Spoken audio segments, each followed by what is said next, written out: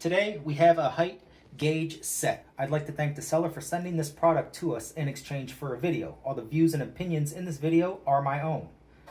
Right there, it's got a sticker on it that says this side up. I like it. This is an aluminum set that comes in a great carry box. You have a total of 15 different sizes.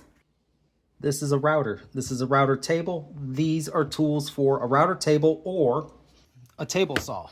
This is an excellent idea. I like this if you want to just get maybe an inch away from it. Just butt it up, lock it in place, pull that out, and you've got an inch space in between there.